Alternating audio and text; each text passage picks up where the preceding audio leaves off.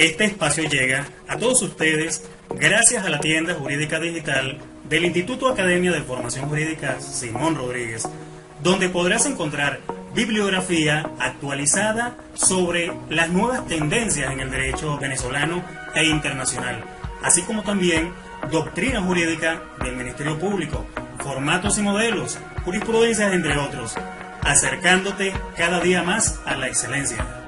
Comunidad jurídica, sean todos ustedes bienvenidos.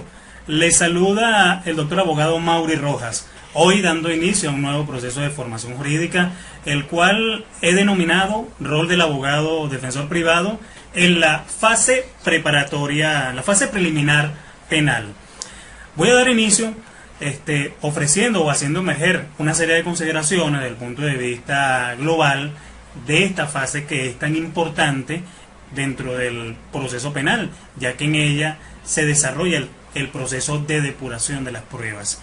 En este sentido, apreciados colegas, en esta fase y en especial, por supuesto, en la audiencia, usted deberá concentrar sus esfuerzos en desarrollar una clara estrategia de defensa penal adecuada a la circunstancia y caso particular respectivo. Por supuesto, contando además con los diferentes elementos probatorios y elementos de convicción recabados directamente en la fase preparatoria. En la audiencia preliminar, usted tendrá la innegable labor de permeabilizar mediante el uso de la oratoria jurídica penal la admisión de los medios de prueba que en la fase de juicio se evacuarán y, por supuesto, en consecuencia, dar inicio a la defensa con el apoyo de las herramientas necesarias y pertinentes para tal fin. Es necesario inicialmente reconocer que la etapa intermedia o la fase intermedia, comúnmente conocida, es aquella que se inicia directamente en el momento en el que el Ministerio Público presenta la acusación como acto conclusivo directamente de la etapa, o es el resultado directamente de la etapa de investigación. En esta fase el proceso se encuentra regulada directamente en el artículo 309, el cual nuestro Código Orgánico Procesal Penal determina claramente como la audiencia preliminar. En este artículo, el 309, señala que presentada la acusación directamente, el juez o la jueza convocará a las partes a una audiencia oral que deberá realizarse dentro de un plazo no menor de 15 días ni mayor de 20. Mucho cuidado con esto, recuerden siempre presente esto. No menor de 15 días ni mayor de 20. Sin embargo, hay ciertas consideraciones que cada uno de nosotros, por supuesto, ha observado dentro de este proceso, muy puntualmente en esto, y lógicamente me estoy refiriendo a algunos hechos sobre la acusación fiscal.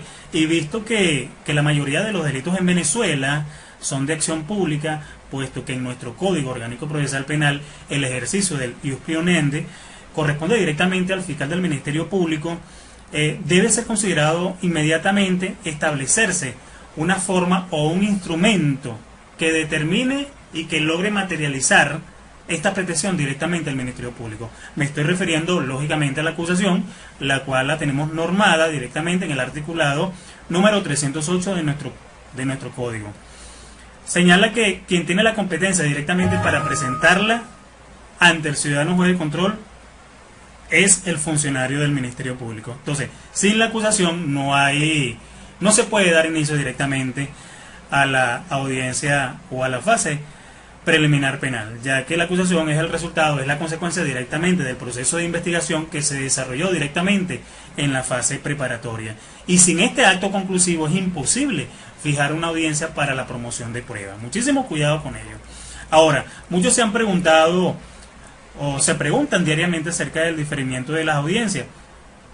Directamente, por supuesto, el artículo 309 nos refleja que en el caso de que hubiese que diferir la audiencia preliminar, esta deberá ser fijada nuevamente en un plazo que no podrá exceder de los 20 días. Nótese que la misma norma jurídica nos determina que no podrá exceder de los 20 días.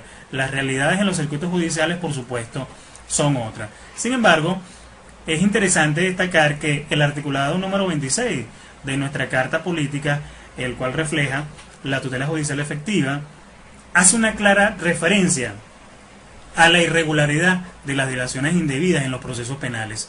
Observamos, por supuesto, que en su encabezamiento se lee muy puntualmente que se debe obtener, oígase con esto, pendiente con esto, se debe obtener una pronta decisión, inmediatez en la decisión, y por supuesto se garantiza una justicia sin dilaciones indebidas. Esto choca directamente con la cantidad de diferimientos que día a día se desarrollan en los diferentes circuitos judiciales del país. Es así, por supuesto, que se debe garantizar a los ciudadanos que la justicia sea pronta y también sea efectiva.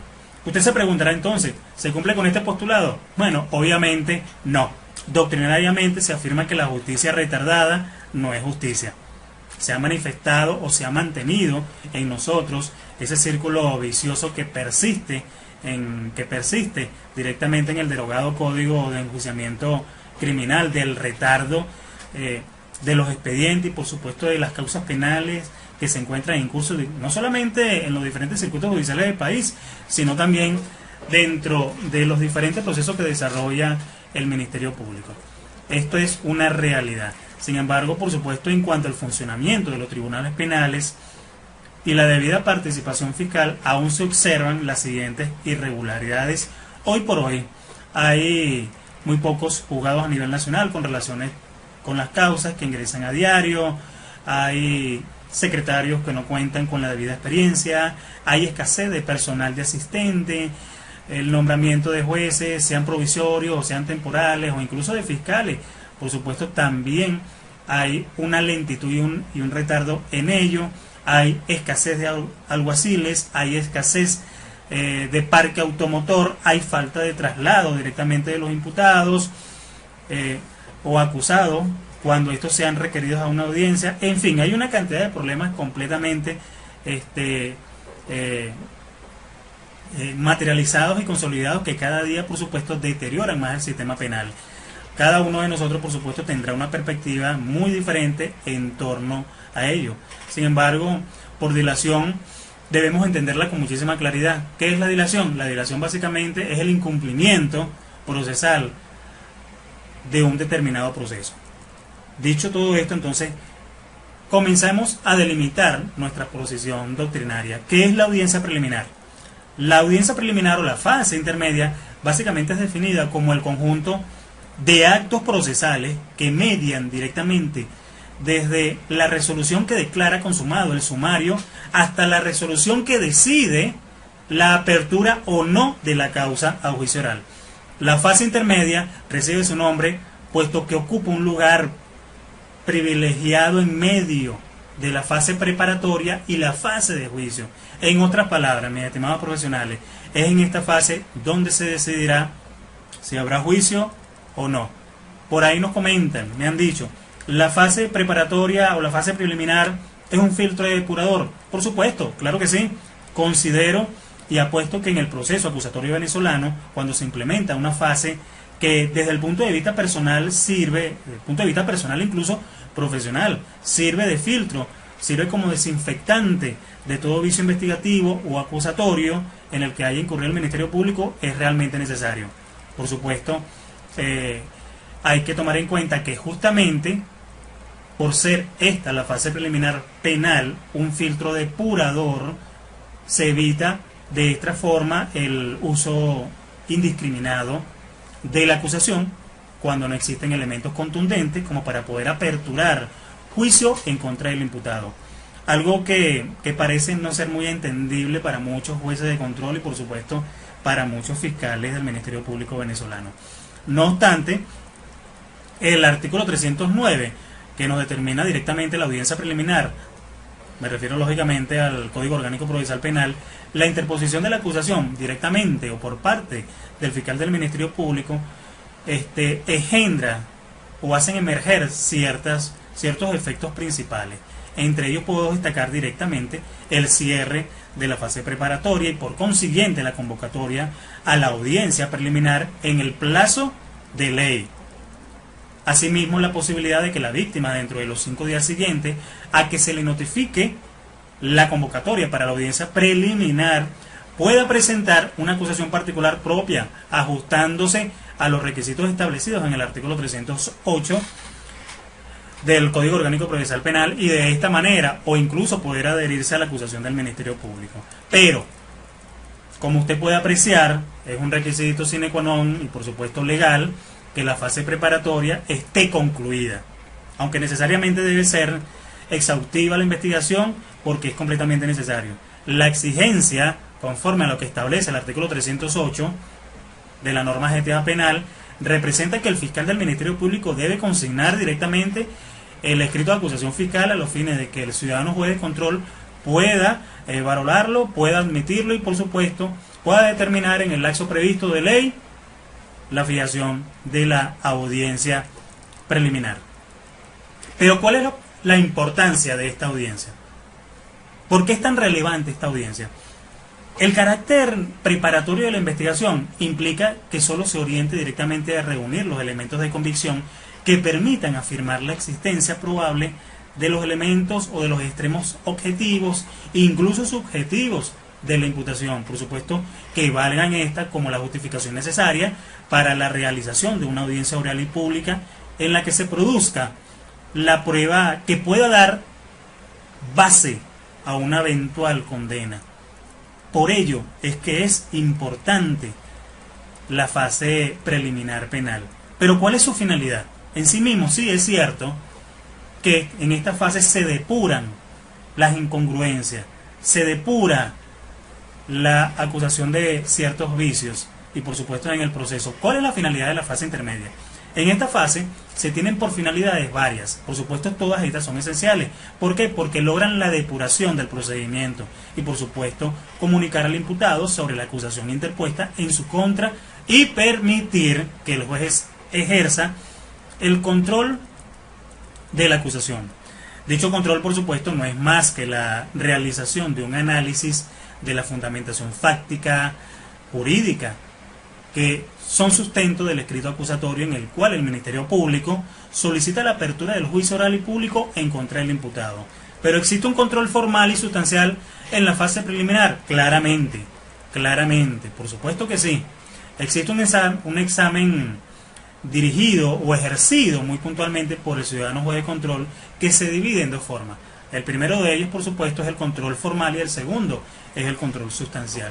Cuando me refiero al control formal, por supuesto, este consiste directamente en la fiscalización de las formalidades contenidas directamente en los artículos 326, hoy por supuesto en el Código Orgánico Procesal Penal 308,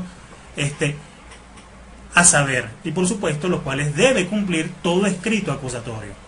Ese escrito acusatorio debe estar elaborado, debe ser redactado conforme a las estipulaciones señaladas en el mencionado artículo. Reitero, 308.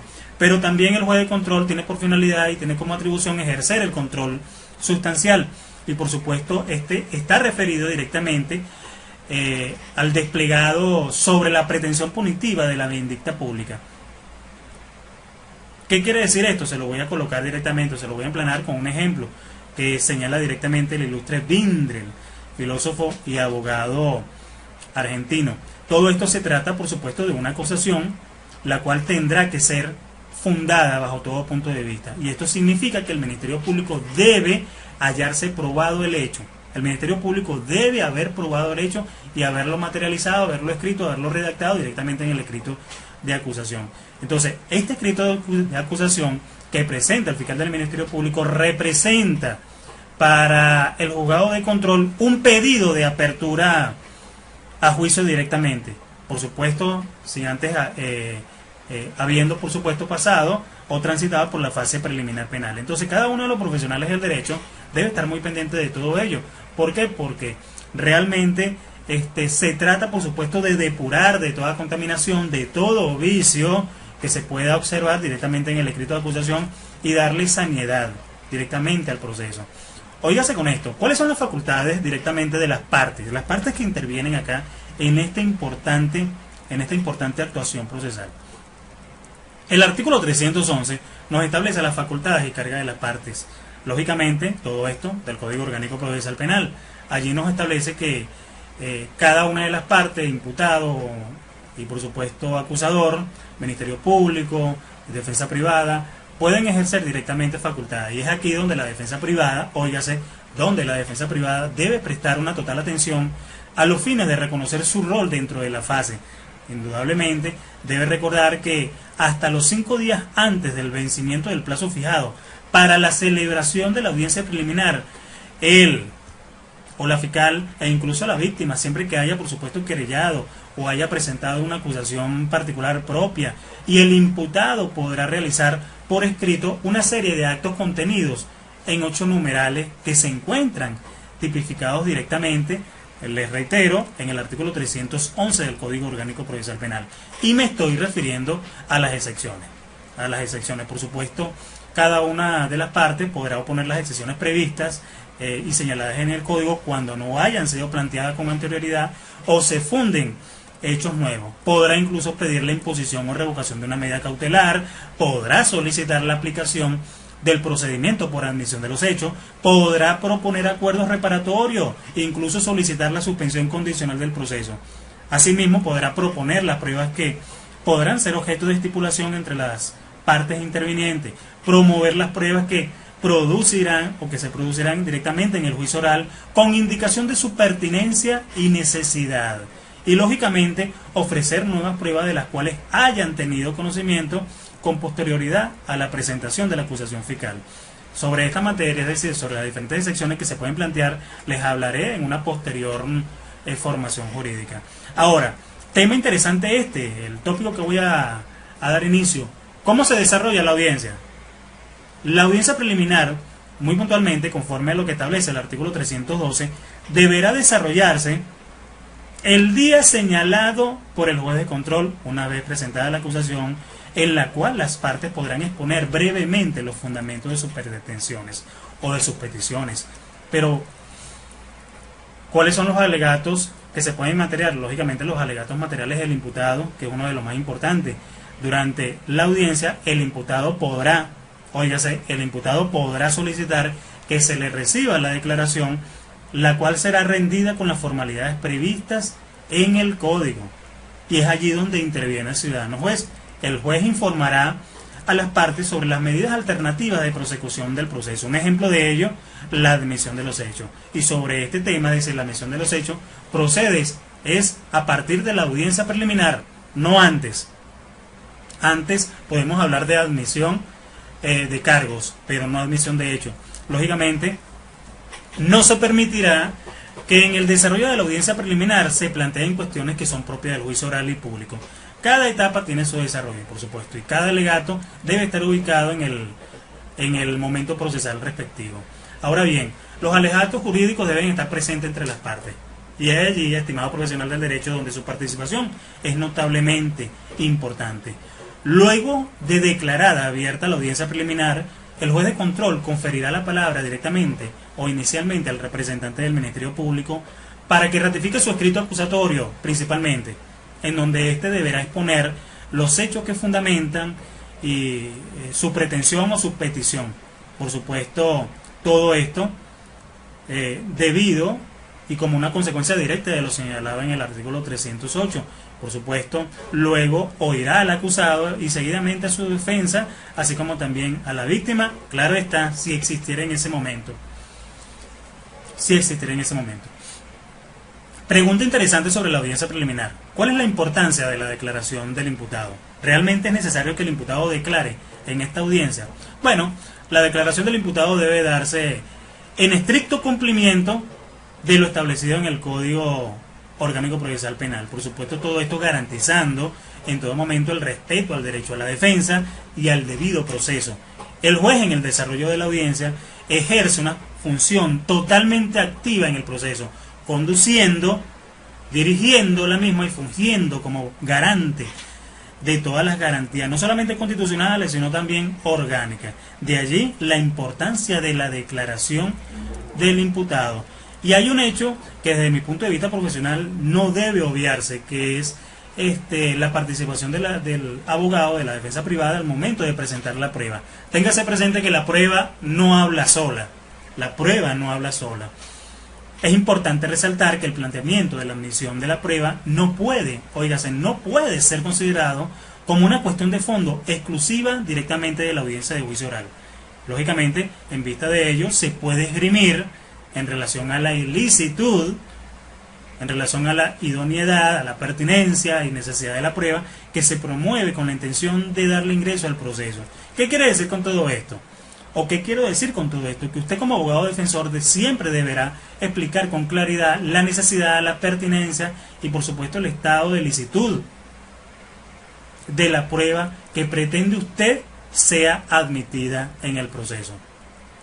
Se preguntarán incluso, ¿se puede objetar el escrito de acusación fiscal? Bueno, además de lo anteriormente señalado, se puede indicar que en el desarrollo de la audiencia preliminar, las partes, muy especialmente la defensa, podrá y debe objetar la acusación fiscal. Es decir, claro que debe objetar la acusación fiscal por cuanto se considera que ésta siempre será inconsistente, siempre carecerá de ciertos elementos de relevancia, siempre tendrá o no tendrá estimado directamente una correcta producción de elementos de convicción y por supuesto debe ser objetado o debe ser objetada el escrito de acusación. Una vez, por supuesto, desarrollado todo esto, se da inicio directamente al auto de apertura a juicio. Evidentemente, todo ello, este auto de apertura a juicio es la decisión del juez de poder admitir la acusación como una solicitud de apertura a la audiencia oral y pública que solicita directamente el fiscal del Ministerio Público, poniendo fin a la fase intermedia del proceso. Todo esto, por supuesto, debe ser resaltado y el dominio permanente, el dominio claro y por supuesto manteniendo una claridad de idea, especialmente sobre cómo funciona, cómo se desarrolla la audiencia preliminar, es necesario que usted lo comprenda, es necesario que usted lo domine. El abogado debe formarse y debe practicar su formación directamente en el ejercicio profesional del derecho. Dicho todo esto, mis estimados profesionales, para mí, grato placer poder estar con ustedes en esta maravillosa oportunidad que nos da nuestro Cristo Salvador de intercambiar ideas. Por todo lo demás, bendiciones. Nos vemos en una próxima ocasión. Bienvenidos y nuevamente bendiciones. Este espacio llegó a todos ustedes gracias a la tienda jurídica digital, acercándote cada día más a la excelencia. Contáctanos y con inmenso placer te atenderemos.